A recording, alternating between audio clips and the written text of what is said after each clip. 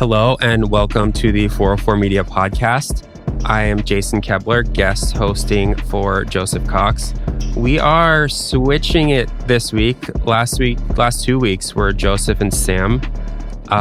This week is just me and Emmanuel.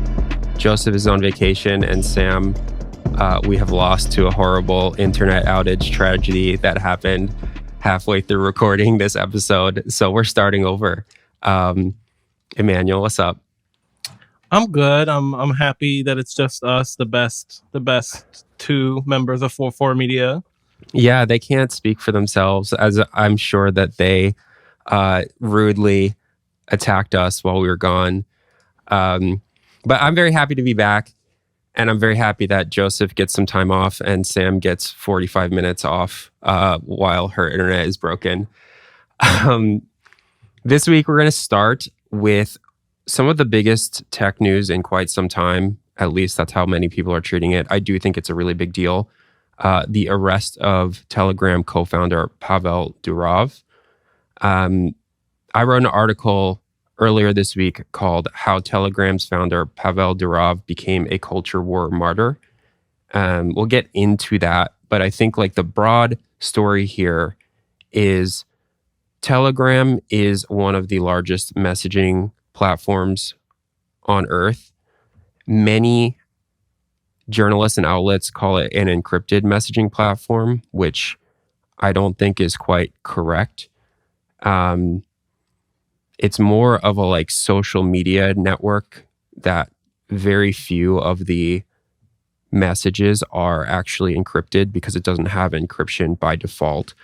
And what this means is that you can go on Telegram. Well, actually, it also has very little content moderation. And so you can go on Telegram kind of at any moment and find really bad stuff. Like you can find terrorism content, you can find child sexual abuse material, you can find like hacking services, you can find drugs for sale. And we have done many, many stories about cybercrime. And at the center of almost all of these stories is Telegram in some way, shape, or form.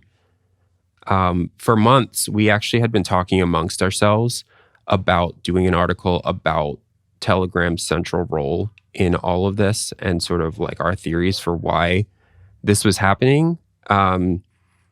We tried to talk to Telegram multiple times, as I think a lot of journalists have. Like we're just sort of sending them channels and say like, hey, is this allowed? And they almost never respond except for one specific time. And Emmanuel, I think, why don't you talk a little bit about that? Because I think that's sort of like the exception that proves the rule. It was like content that was so vile that even Telegram took it down. And then we can talk more about the arrest. Yeah, so I think something listeners should know is that contacting Telegram is not like contacting other tech companies. Meta, Twitter, even in the age of Elon Musk, these companies have press emails where you can email them and you'll get a response from some kind of PR flack. On Telegram, I believe it's a bot that you have to hit up, and you get an automated reply that they're looking into it, and like here's some additional information about Telegram, and usually that's where it ends. In the years that we've reported on Telegram, the only time that I got a response was when I asked them about this Telegram channel, which was an offshoot of another bigger Telegram channel where people were making AI-generated non-consensual images and deepfake videos and stuff like this. This offshoot channel was called IRL Fakes, in real life fakes. And it was also for creating AI-generated non-consensual content, but rather than make images of Taylor Swift or other big celebrities that are common targets for these tools, it was all for normal people. So people would jump in there, upload images of ex-girlfriends or classmates or coworkers, and pay a commission to have someone else on that channel make non-consensual images of them. And I was very surprised that not only did I get a reply from Telegram, once I gave Telegram the channel, they axed the channel and the user who founded it. Just very unusual. Usually they don't respond at all. And this is about everything from, criminal activity, real world violence, a lot of the what was it, credit card spoofing, selling drugs, ads like that Jason found on Instagram, but all funneled people into Telegram channels. Telegram, obviously aware of this, never does anything, never replies. Funnily enough, it's like, I mean, you would like to think that Telegram did something about this one because it was so vile. It was such a bad channel, making such harmful content. But we don't know for a fact that they replied because this example was so severe. I was doing a workshop in Costa Rica with a bunch of Latin American journalists. And weirdly, they said that they do get replies from Telegram when it's about copyright, and that they think that it has something to do with their local law actually enforcing copyright offenses. But yeah. Yeah. So this is actually what's at the heart of the rest, not IRL fakes, but basically like Telegram's complicity in bad things on its platform. At least that's like what we can tell so far.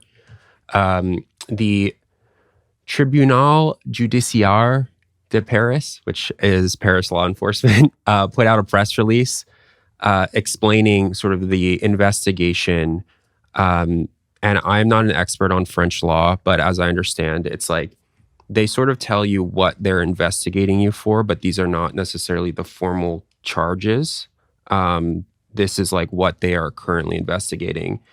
And it's a lot of crimes of what they call complicity, which is webmastering an online platform in order to enable an illegal transaction in an organized group, refusal to communicate with authorities, complicity in possessing pornographic images of minors is the language that they use.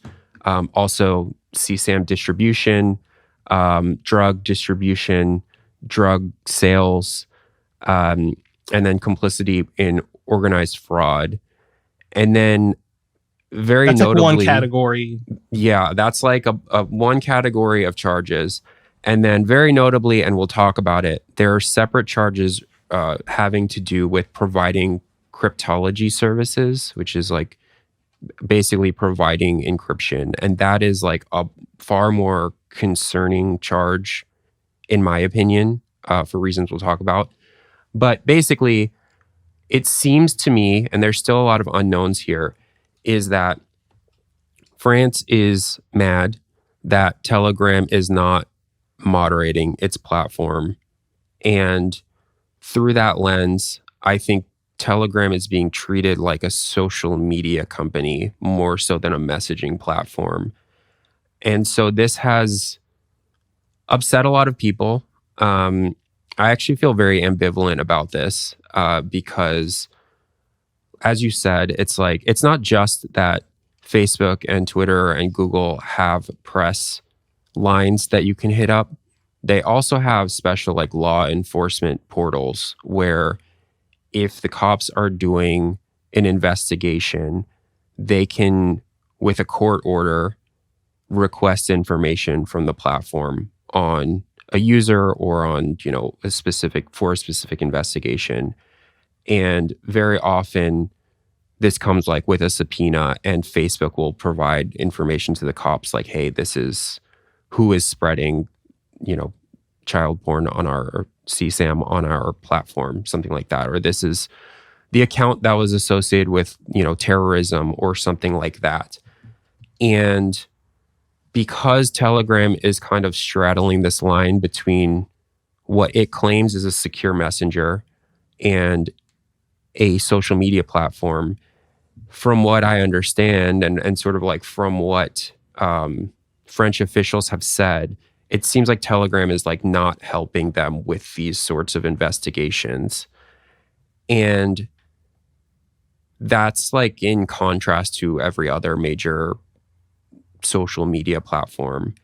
It's not necessarily in contrast to every other messaging platform, because several encrypted messengers are end-to-end encrypted, and so they cannot get, they have very little information about their users. And if you're interested in this, you should listen to Joseph's interview with Meredith Whitaker, who is the president of the Signal Foundation, that he did a few weeks ago, because they actually do talk about Telegram and Signal and the differences between them.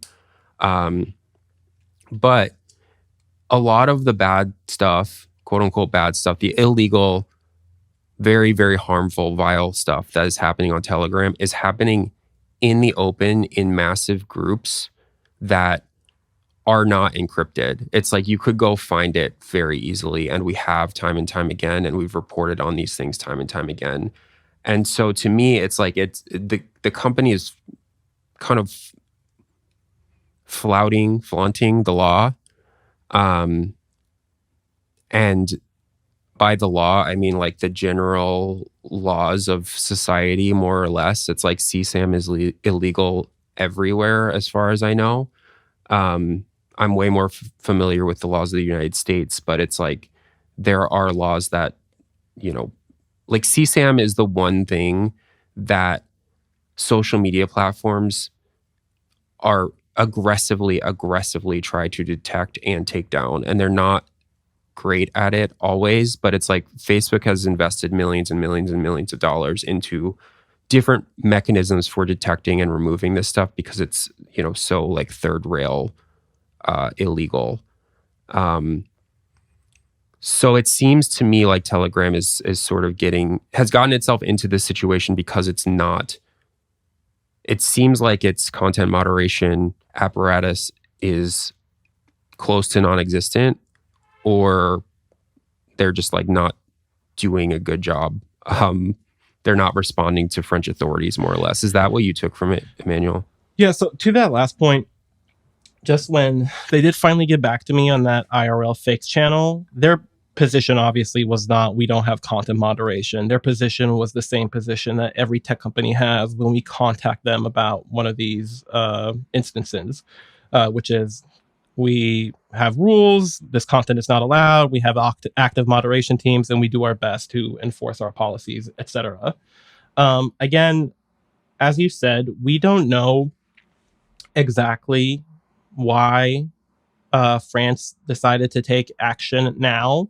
We have this very large list of accusations, which, they kind of encompass anything bad that can happen on Telegram, basically, right? It's just like anything bad that has happened or is happening on Telegram, we're mad about. So we're arresting Pavel. I think even though we don't know what happened, I guess the reason that we were talking about Telegram and wanting to write something about it broadly is that, we have been doing 4-4 for like about a year now. We just had our anniversary. And at some point we looked up, and it's like every single person on the team, regardless of their beat, whatever bad thing they were covering, it was all going back to Telegram. Telegram was the nexus of everything bad on the internet in a way. And we just sort of looked up and we were like, what is going on? Like, how is it possible that every single bad thing is openly happening on Telegram? And they're not like arguably bad. They're like blatant instances of like people physically hurting people in real life, sharing CSAM, all this stuff. And we were like, how is it possible? How can this go on? And I don't know that this is what happens, but like maybe this is a breaking point where one country, one law enforcement agency was like, actually, this will not stand, and we're going to do something now when we have the opportunity, because we're sick of like flagging stuff and asking for cooperation and not getting it.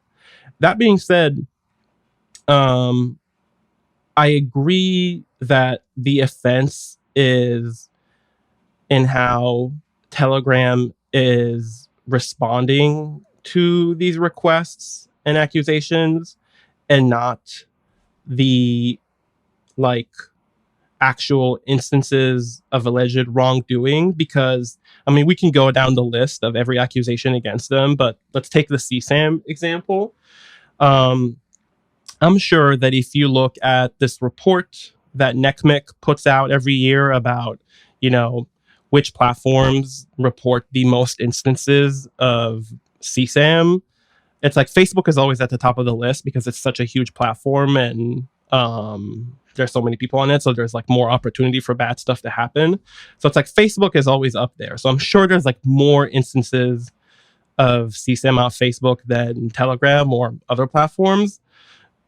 And while we report endlessly about how bad Facebook is, at least there is like a mechanism by which you report something like that and they engage with you. And then, as we've said a million times, the problem persists and they don't solve the root issues and blah, blah, blah. But it's like, if you're law enforcement in France, at least you feel like they're playing ball with you. And I'm sure with Telegram, it doesn't feel that way, at least based on our experience. Right. And I think it's like that sort of gets to the response to Pavel's arrest, which is, well, first of all, he's a French citizen, so it's very interesting that he was arrested by France. I think that's notable. He is Russian, and Telegram is based in Dubai, which is interesting for a few different reasons. But it's like we know very, very, very little about how Telegram works, like what its finances are, sort of under what rule of law it's trying to operate under, etc. But Pavel does have dual citizenship. He has citizenship with France. So I think it's interesting that he was arrested there. The response from sort of like the free speech, anti-censorship wing of the internet has been very extreme, saying like, this is a massive political act and incursion against free speech and encryption and social media companies. And there have been some people who are saying, if you operate or work for a social media company, leave Europe right now, because what Telegram is accused of doing, every social media company does in some way, shape, or form. And this is being seen as like a crackdown on free speech on the internet, and depending on who you're talking to, like a pretext to like arrest Elon Musk and Mark Zuckerberg and so on and so forth. But they were primed. Like, it's not that the arrest radicalized everyone instantly. Like, this crowd of voices that you're referring to, they were already in this space where Telegram was in a Twitter / Elon Musk way, like the free speech, true freedom like platform, right? Yeah, and I mean, it's tricky because it's like to some extent, like government dissidents and human rights, folks use Telegram because it's just a massive platform. It has almost 1 billion users last I checked, and it's like it is used by, in the same way that WhatsApp and Signal, although there's big differences between Telegram and Signal, are used in some cases. And so people are saying like, oh, this is like a, big government crackdown. And in some ways, like in this narrative, a crackdown on free speech and conservative values. And, it's like the Illuminati coming after Pavel and its users. I explained in this article how, like, part of how Telegram became part of this culture war. And it's long and confusing, but the quick version is basically a few months ago, a man named Uri Berliner quit NPR with an essay in the Free Press, which is Barry Weiss's sort of, I would say, like free speech, like quote unquote right wing, like anti-woke media outlet, more or less, essentially saying like NPR has become this far left institution, and here is why. And that became like a big talking point on the internet for a while. And the current CEO and president of NPR is this woman, Catherine Meyer. And Catherine Meyer has previously worked, like she was previously in charge of Wikimedia, which conservatives have called Wokimedia, Wokipedia, etc. She has like a bunch of tweets that have supported, like non-binary people and have been like anti-capitalist and have been in support of Black Lives Matter and social justice and things that these sorts of people get mad about. And crucially, she sits on the board of Signal, which is an open source nonprofit messaging app that is, it's like it's the best, most secure messaging platform if you ask serious cryptographers. It's like used by many, many people. I have no reason to suspect at the moment that like Signal is anything other than very, very secure compared to the alternatives. But because this same woman sits on the board of both NPR and Signal, they were saying, well, Signal is woke. Go use Telegram. And there was a blog post about this by like I don't know even how you would describe him, but by Chris Rufo. And so Chris Rufo like wrote a blog post called Signal's Catherine Meyer Problem. Jack Dorsey, founder of Twitter, tweets this. And then Elon Musk is talking about it. All these people are saying like, Signal is bad, more or less. Like that becomes the narrative. And that's back in like May or so. During this time, Pavel, the co-founder of Telegram, sees that Jack Dorsey has tweeted this. And he goes on his own Telegram, which has like millions of followers, like a public channel. And he says, Signal is bad, like use Telegram instead. And that then sort of becomes like a rallying cry for conservatives. And it becomes like Signal is insecure. Like people are saying that with sort of no evidence at all, like not able to point to anything concrete other than Catherine Meyer sits on the board. And go use Telegram, which as we mentioned before, like your chats are not encrypted there by default. It's not even primarily a messaging app. It's primarily like a social media broadcasting platform, or at least that's how many people use it. And it's like you can turn on end-to-end encryption on it, but you have to purposefully go and do it. And, research has shown that many people don't do this. And so I think it's just very interesting that Telegram is getting in trouble seemingly primarily for what's happening on its unencrypted channels, but it still has this public perception as being like a secure messaging app.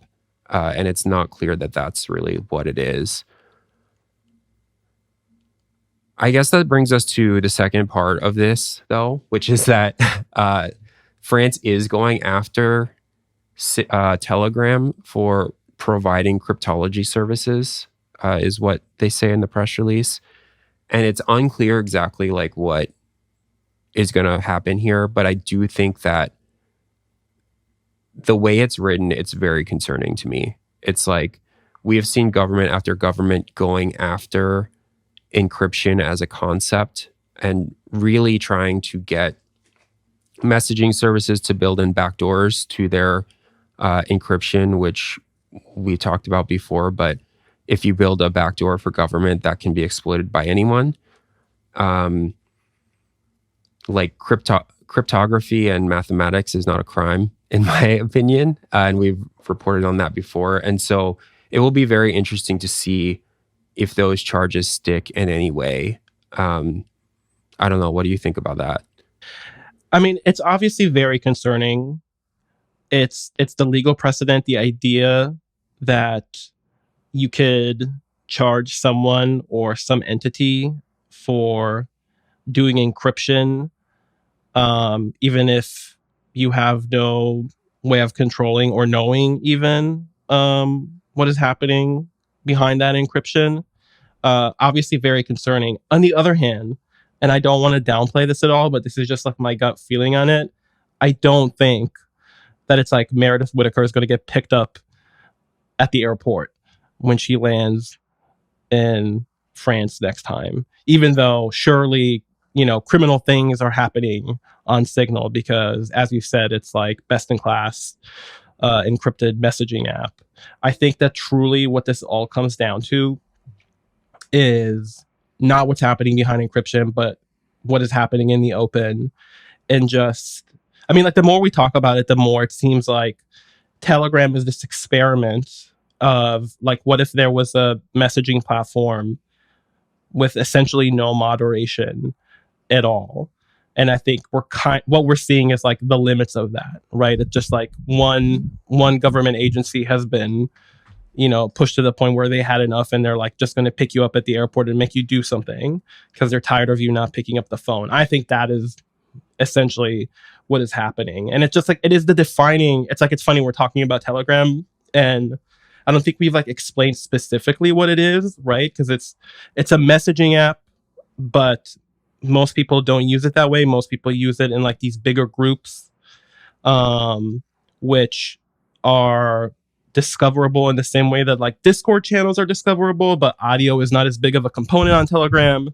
But it's just like, it's a mass communication platform where the defining feature is like you can post whatever you want. And that's why you get all this criminal stuff that we talked about, but then also like very interesting, not necessarily evil applications. Like when we were at Motherboard and we were covering the war in Ukraine a lot more closely, like all of that is unfolding on Telegram, right? Both on the Russian side and the Ukrainian side, like units have their own Telegram channels and they're posting stuff from the front line. And it is true that Telegram is popular in those regions, but I think the reason that all that stuff is happening on Telegram is because you can't do it on Instagram, right? Instagram is going to remove death and like active like war videos fighting. of drone strikes and things like that. And Telegram is like, let it rip. So it's just like, you can just see it happening there. And I'm curious what's going to happen. I mean, kind of hard to imagine like Telegram actually responding to this by starting to moderate itself like one of these other apps. But would be very fascinating to see what happens to Telegram next, because like just one of those like critically important ways that it's being used, because you can just post whatever.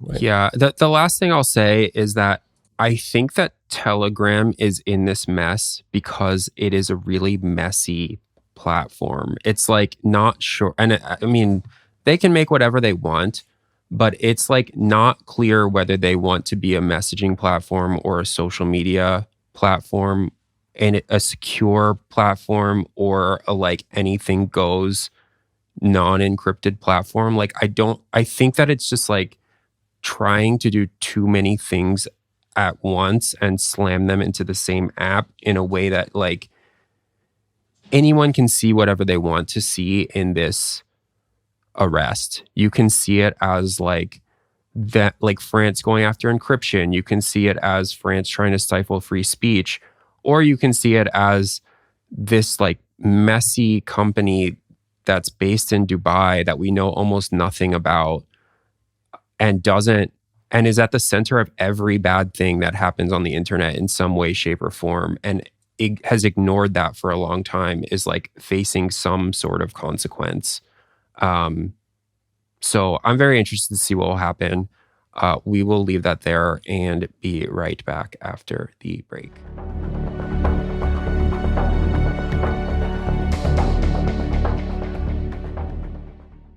We talk a lot about building a sustainable media company, which means doing our best to keep costs down. And it's better when I can make a simple switch to save myself money. No hoops, no BS. Mint Mobile makes it easy to get wireless for $15 a month with the purchase of a 3-month plan. Turns out, the longest part of the process is the time you'll spend on hold waiting to break up with your old provider. To get started, go to mintmobile.com/404media. Right now, all 3-month plans are only $15 a month, including the unlimited plan. All plans come with high-speed data and unlimited talk and text delivered on the nation's largest 5G network. You can use your own phone with any Mint Mobile plan and bring your phone number along with all of your existing contacts. Find out how easy it is to switch to Mint Mobile and get 3 months of premium wireless service for $15 a month.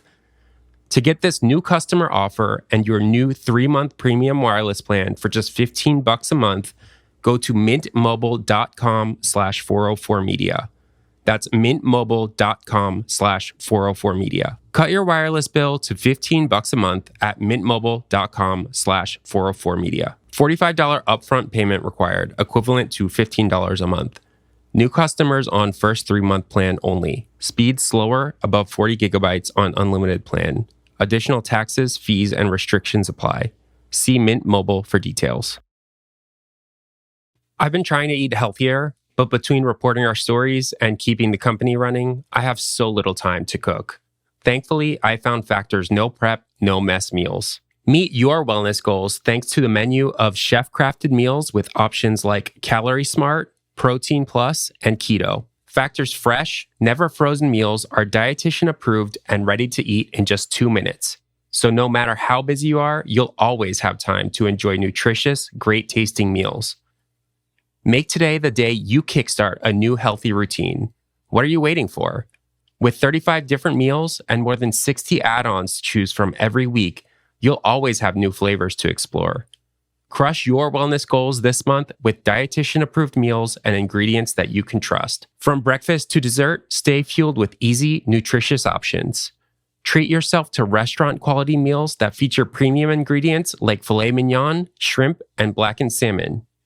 Factor meals are ready in 2 minutes. No shopping, prepping, cooking, or cleanup. Head to factormeals.com/404media50 and use code 404media50 to get 50% off your first box plus 20% off your next month.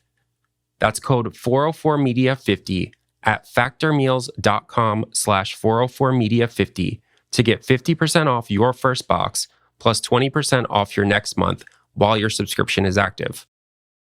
When we launched 404 Media, I knew we wanted to sell merch, but I had no idea how to set up a store. Then I found Shopify, and now you can buy those beautiful green hats that we made. Setting up and managing our store was so easy because we use Shopify.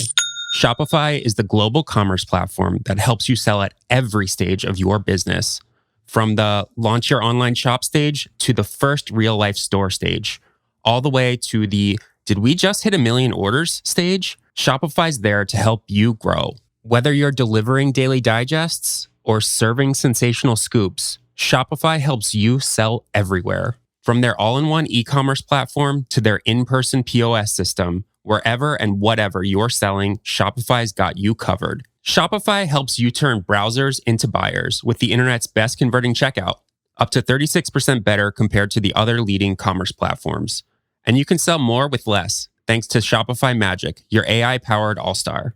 Shopify integrates with every other software we use, meaning I can seamlessly print shipping labels, track orders, and manage our entire 404 Media store from just one platform. Shopify powers 10% of all e-commerce in the US. And Shopify is the global force behind Allbirds, Rothy's, Brooklinen, and millions of other entrepreneurs of every size across 175 countries. Check out shopify.com/media to grow your business, no matter what stage you're in. That's shopify.com/media.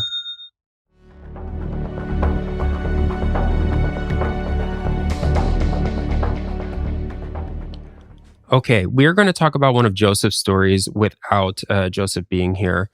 It's called Here's the Pitch Deck for Active Listening Ad Targeting. So this is a story that Joseph broke soon after 404 Media launched. We had a couple follows that I worked on as well, but it's about a company called Cox Media Group that was advertising a piece of like a service called Active Listening.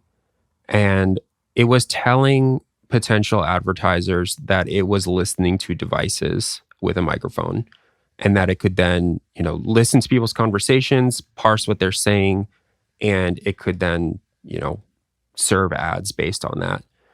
And we did talk about this at the time. This is sort of like a fever dream biggest fear that exists in ad tech and in surveillance and things like that. And here was a company saying that it's real and advertising it as though it was real. And I think we talked about it at the time, but basically, like, there is this feeling among people that your devices are listening to you, because many people have had the experience of talking about something and then going on to Instagram the next day and getting an ad for the thing that you were just talking about. And there was actually a story about at Vice that I think was called "Yes, Your Smartphone is Listening to You. You're Not Crazy," something to that effect.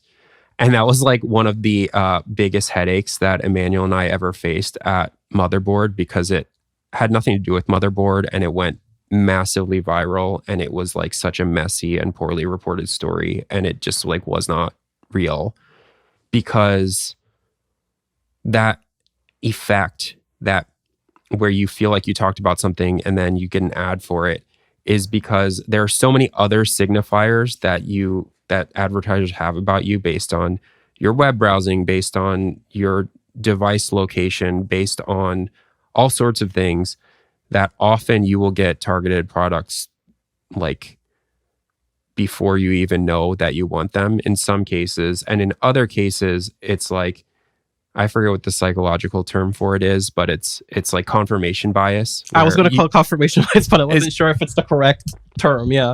I think that's what it is, but I'm not sure. You're forgetting all the times that you talk about stuff and you don't get the ad, basically, right? You're only remembering the time where those two things do line up. Yeah. Yeah. And it's like you see hundreds and hundreds of ads a day. So Right. It's like going to happen sometimes. Anyways, here's a company called Cox Media Group that's saying, no, actually, we are listening. And they're pitching it to advertisers. And the new thing is that Joseph got the pitch deck, which someone yelled at me for calling it a pitch deck. But I thought that's what we're calling these things now. The PowerPoint presentation that says, like, here's how this thing works, and that they're advertising to people. And even in this pitch deck, it's pretty vague as to how it works. But I will read like a couple things off of it. They call it predictive audience technology. Consumers leave a data trail based on their conversations and online behavior. AI collects and analyzes this behavioral and voice data from 470 plus sources. They then process it. We take this data and align it with your products and services to build an audience list in a defined 10-mile radius. And then they send ads to those people. So you have like location data as well as device listening being advertised here, which is pretty wild. Crucially, it doesn't say what devices it's grabbing these from. So it's still not fully clear to me whether they are pitching an aspirational product or a product that they already have. I think most likely, and we talked about this before, the devices that they're listening from are probably more along the lines of like smart speakers and smart TVs and like, devices that have microphones in them but are not your phone. Crucially,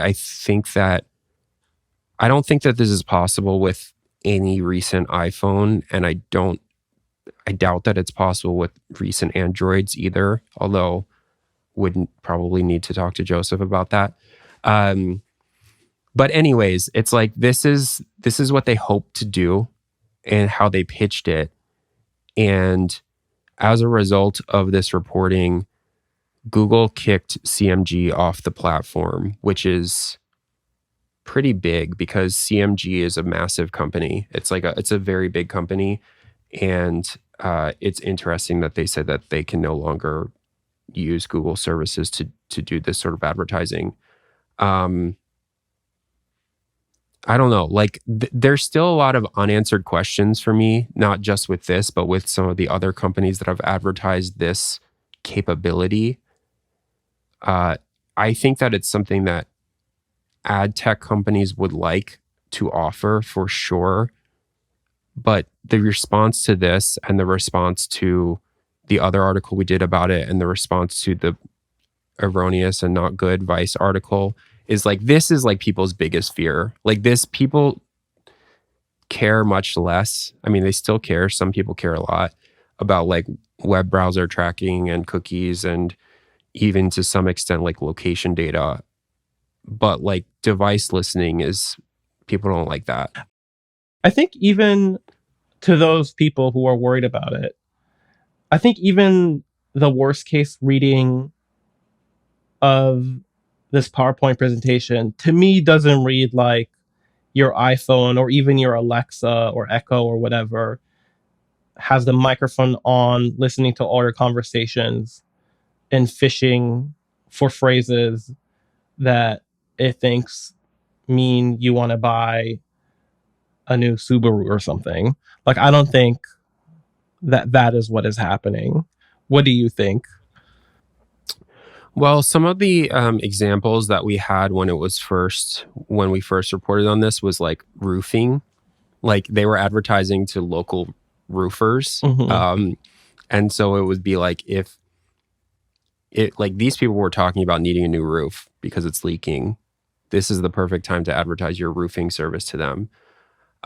This specific deck doesn't have any of that in it, and we don't know who this deck was presented to. But I think that was like the goal. Whether that has ever been operationalized is still not clear to me. Yeah, I think it's either, if I'm allowed to speculate, I would say it's either still aspirational, right? Like them wanting to offer a thing that they can't really because of restrictions that these ad platforms and these devices have, or that there's like some subcategory of data that they are allowed to trade on that we don't fully understand, such as, and again, I'm just making this up, but like your search data that you do via Alexa or something like that. They call that active listening or something like this, but it's still not. Yeah, that, it does have yeah. it has a section called how it works, and it says data sources, and it says our technology analyzes over 1.9 trillion behaviors daily and collects opt-in customer behavior data from hundreds of popular websites that offer top display, video platforms, social applications, and mobile marketplaces that allow laser-focused media buying. Sources include Google, LinkedIn, Facebook, Amazon, and many more. Like, that doesn't say your conversations. And so I don't know, but then other parts of it does say real-time intent data by listening to our conversations, the power of voice and our devices and microphones. So I don't know if this is like a case of false advertising in the advertising deck, or if it is like, I don't know. It's vague enough that it could be just like we're really good at grabbing keywords from your Alexa searches, as you said.